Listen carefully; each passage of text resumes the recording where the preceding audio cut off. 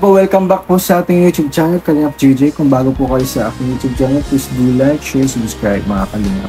For more vlogs, updates, and etc. mga Kalingap. So ito na nga po mga Kalingap, din po sa vlog ko, kung may napapansin po kayo, meron na po dong hint. Pero kung hindi niyo po yung napansin, ito po, i-elaborate po natin para po malaman ng sangkatauhan, guys. Sa loob ng Kalingap community mga Kalingap. Diba? Yung sa vlog ko kay Charmaine, kasama si Cleo, na bumisito po kami kay Biancy, meron po dong bulong mga Kalingap na hindi nyo po siguro narinig na malinaw o siguro narinig nyo pero nabaliwala kasi nga po ang pinagpo-focusan nyo po talaga yung talagang reaction ng aking mga beneficiary, which is okay lang po. Kaya nga po itong vlog ko na ito, ayan, i-elaborate po natin mga Kalingap kung ano po ba yung sinasabi po ni Biancy doon mga Kalingap. So, dun po sa vlog po na yun, mga Kalingap, ayan na.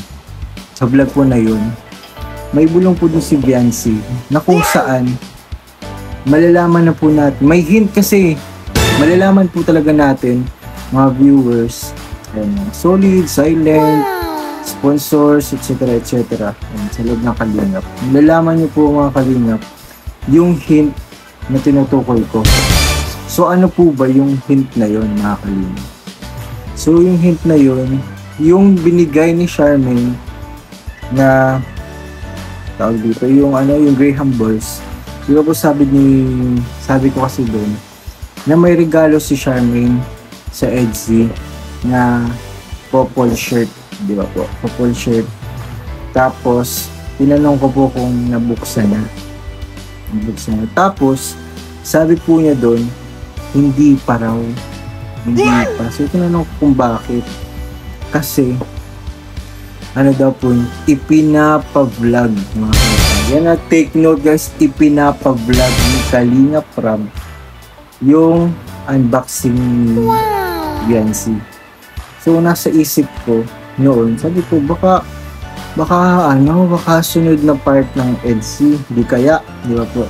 Kasi nga, ang tagal na pong hindi nasundan, di ba po? Matagal na, yung pong ano pa, September 12, and onwards, hanggang 15. Yung kasi hanggang part 3 po yun, or 16, yan. Kasi nag-part 3 po yun, nag-part 3 yung birthday celebration ni Biancy. So doon, yun parang guys, sinabi ni Biancy, binigyan ako ng hint sa isip ko na marahil si Biancy ay magbablog mga Kalingap. Kagaya ng vlogs ni Carla, di ba po? Knowing Carla, di ba po, meron na po siyang channel. Kitang-kita naman po natin kapag nag-upload po si Carla. Sobrang grabe ang viewers. Lalo na kapag nagla-live po mga, di ba? Sobrang daming viewers po ni Carla, daming support, daming colors, ayan. So marahil po mga Kalingap, yung pong sinabi ni Biancy, baka yun na po yung first step, diba? First step kung saan magkaroon na po si Biancy ng ng channel. So comment po kayo mga Kalingap, ano po bang magandang screen name or pangalan ni Biancy sa YouTube channel? Biancy Jane Batalero Vlogs. Kalingap Biancy.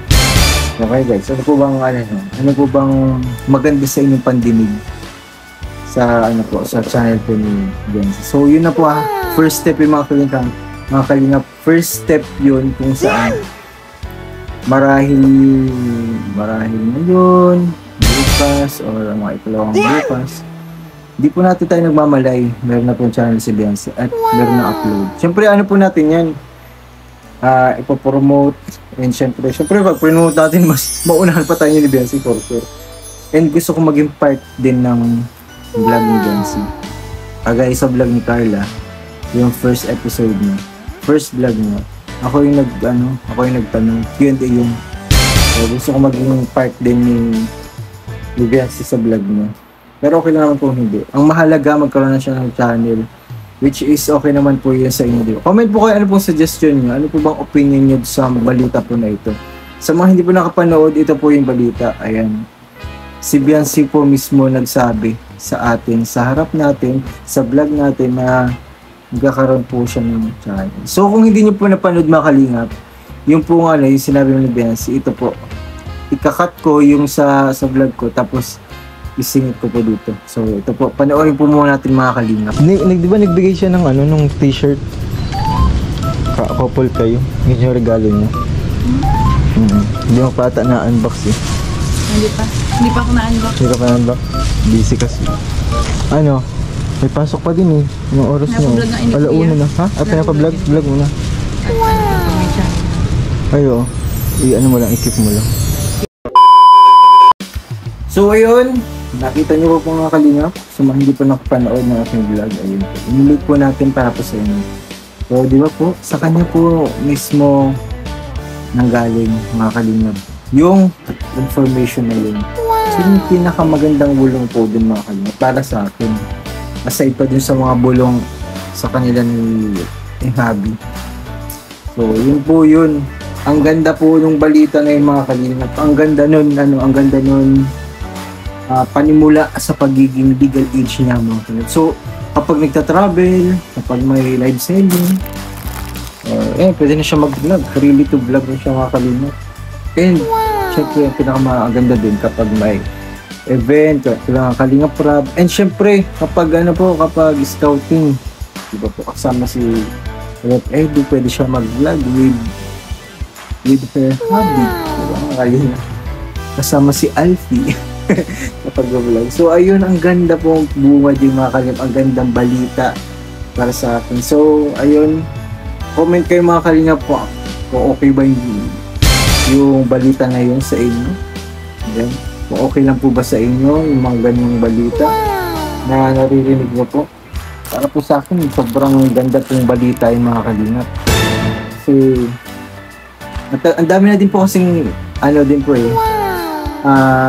nagsasuggest ka rin na prob na sana daw magkaroon na daw si Bensi ng channel kasi nga diba si Scarla meron na din daw, and syempre si Joy magkakameron din na si Joy mga kanot, isa sila. And syempre wag po natin madaliin ang lahat. Alam po natin meron na siyang content, diba, may content na si Biancy ngayon, yung pag-unbox.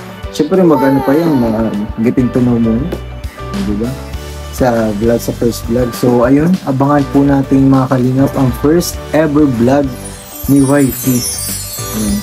Sana may special someone guys sa kanyang vlog. Kasi sila naman sa future di ba po? Si Kuya Edo nga diba, sinama niya si Biancy sa kanyang channel. So wala na, yun na yun. Saraduhan na natin yung guys. Evidence ng kanyang future mga na. Yun na yun. At sana sa channel Biancy yun din. Andun din ang kanyang future. Unang vlog, andun ang kanyang future. So ayun, grabe. Thank you po sa inyo sa pakikinig. Ayan, ilan lang po natin to. Over, lang natin.